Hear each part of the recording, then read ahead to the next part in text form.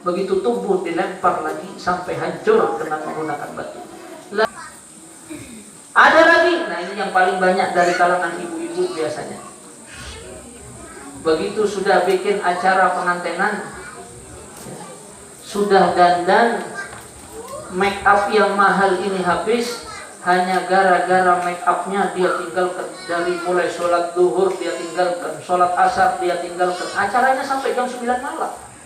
Sholat maghribnya dia tinggalkan, sholat isya-nya dia tinggalkan. Setelah selesai acara ngantuk tidur.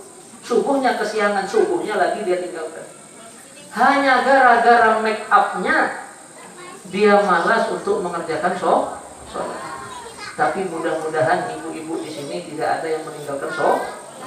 Kalau ada istri-istri kita yang meninggalkan sholat, kita wahai para suami, kita punya kewajiban untuk mengingatkan mereka. Dalam Al-Quran Allah berfirman, Ku anfusakum wa ahlikum nara. Jagalah diri kalian dan keluarga kalian ini dari api neraka.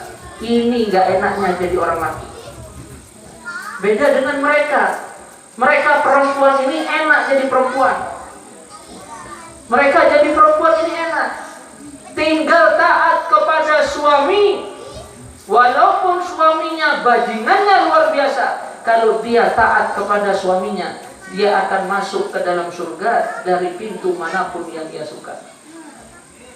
Tapi kita suami, Bu, kita suami ini bebannya luar biasa. Jangan dianggap enak jadi suami. Kita kalau punya istri dan anak-anak kita, mereka ada yang tidak mengerjakan sholat, maka kita suami yang akan pertama kali diadukan oleh mereka nanti ke hadapan Allah Subhanahu wa ta'ala. Mereka mengadu kepada Allah, ya Rabb, ini suami kami ketika hidup di dunia, ini ayah kami ketika hidup di dunia, tidak pernah memerintahkan kami dan menyuruh kami untuk mengerjakan sholat.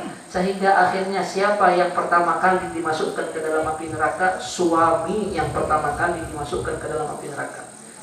Makanya itu ibu-ibu yang sayang sama suami, jangan suka marah-marah kepada suami. Kasihan suami ini, pian enak jadi istri, tinggal taat kepada suami, suaminya bajingannya bagaimanapun, pian akan masuk ke dalam surga dari arah yang mana pian suka. Tapi suami hati-hati, kalau istri dan anaknya tidak mengerjakan sholat, maka suami yang pertama kali ini akan dimasukkan ke dalam api neraka. Mudah-mudahan di tempat kita ini tidak ada sama sekali ini yang meninggalkan sholat. Kalau ada, ulun pesan Pak Muksin, ini tolong diajak warganya untuk sama-sama mengingatkan supaya mengerjakan sholat. Ini diantara salah satu yang Allah perlihatkan, Allah tampakkan kepada Nabi Muhammad sallallahu alaihi wasallam.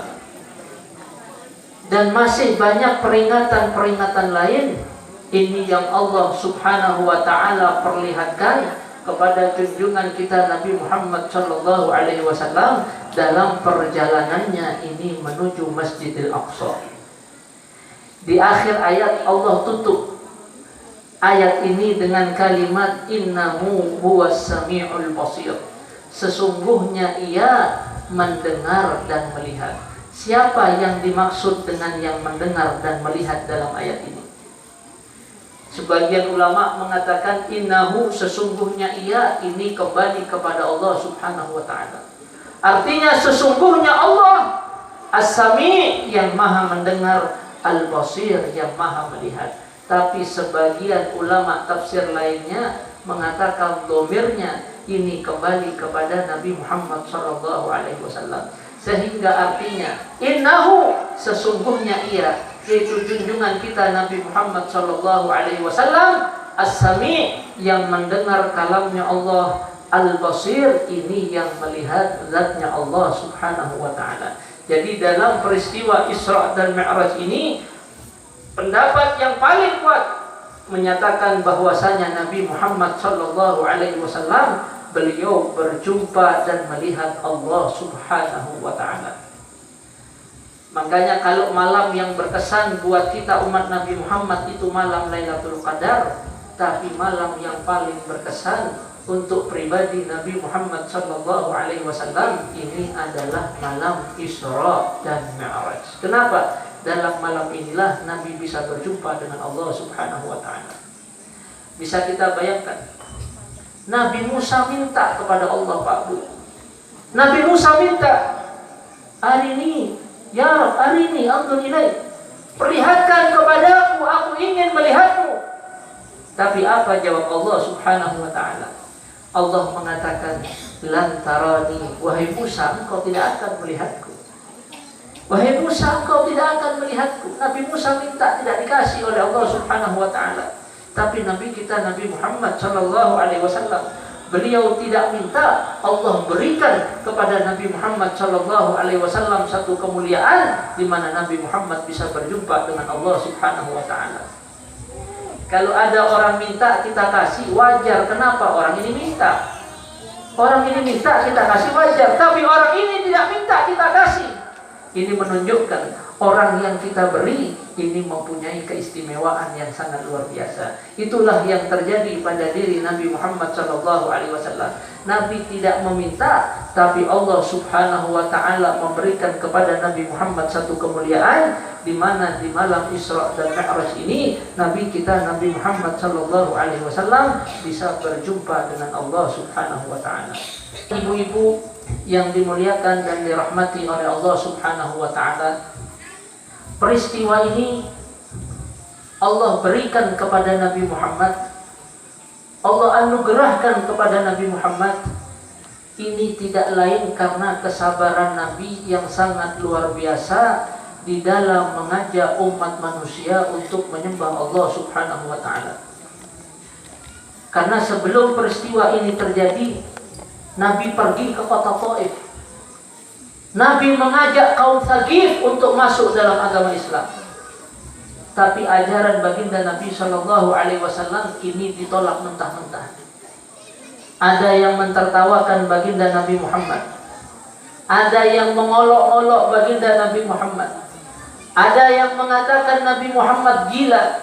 Bahkan ada yang melempari Nabi Muhammad ini dengan menggunakan batu sampai-sampai telapak kaki beliau ini berlumuran dengan darah. Bahkan tidak menutup kemungkinan banyak yang stres gara-gara tertekan ekonominya. Ini kalau tidak sabar-sabar, ini bisa merugikan kita, rugi dunia, rugi juga nanti dia. Jadi kita hadapi ini yang sedang melanda negara kita, kita hadapi penuh dengan kesabaran, penuh dengan tawakal, sambil kita berikhtiar apa yang diperintahkan oleh pemerintah, oleh MUI pusat, ini hendaklah kita laksanakan. Tapi alhamdulillah sampai saat ini kota Pangkalambun belum ada yang positif. Saat ini yang positif baru di Palangkaraya, tadi disampaikan oleh Pak Askep, ya, kurang lebih 4 orang positif di Palangkaraya. Mudah-mudahan di Pangkalambun ini dijauhkan oleh Allah Subhanahu wa taala daripada yang namanya virus corona. Maka dari itu jangan tinggalkan. Salat kita jaga, zikir dan wirid ini jangan kita tinggalkan, sambil kita berikhtiar, tawakal, dan kita hadapi ini semua penuh dengan kesabaran. Fa insyaallah tidak lama akan diangkat oleh Allah Subhanahu wa taala wabah virus corona ini dari negeri yang sama-sama kita cintai ini. Mungkin sedikit ini yang bisa ulun sampaikan hikmah ataupun pelajaran dari terjadinya peristiwa Isra dan Mi'rajnya Nabi Muhammad SAW. Mudah-mudahan yang sedikit ini bisa menambah wawasan kita semua dan bisa menjadikan kita semakin dekat dengan Allah, semakin dekat dengan baginda Nabi Muhammad SAW. Kurang lebihnya ulun banyak-banyak minta maaf. Wabillahi taufiq wal hidayah wa birridha wal inayah. Assalamualaikum warahmatullahi taala wabarakatuh. Bismillahirrahmanirrahim. Alhamdulillahirabbil alamin. Allahumma shalli wa sallim ala sayyidina Muhammadin salatan tawbiru biha dhunubana wa dhunuba abaina wa ummahatina ya alima sirrina wa alaniyatina wa ala alihi wa sahbihi wa sallim. Allahumma inna nas'aluka al-'afwa wal 'afiyah wal mu'afata daimah fid dini wad dunya wal akhirah. اللهم انفع عنا الغلاء والوباء والربا والزلازل والفتن والمحن وسوء الفتن ما ظهر منها وما بطن عن بلدنا هذا خاصة وعن سائر بلاد المسلمين كافة عما برحمتك يا أرحم الراحمين. اللهم أرنا الحق حقا وارزقنا اتباعه وأرنا الباطل باطلا وارزقنا اجتنابه ولا تجعل الدنيا أكبر همنا ولا مبلغ علمنا لا تسلط علينا ولا يرحمنا برحمتك يا أرحم الراحمين. اللهم إنا نسألك سلامة في الدين وبركة في العمر وسعة في الرزق توبة قبل الموت ورحمة عند الموت ومغفرة بعد الموت وعفوا عند الحساب وأمانا من العذاب ونصيبا من الجنة ورزقنا النظر إلى وجهك الكريم. ربنا تقبل منا إنك أنت السميع العليم وتب علينا إنك أنت التواب الرحيم. وصلى الله على سيدنا محمد وعلى آله وصحبه وسلم والحمد لله رب العالمين.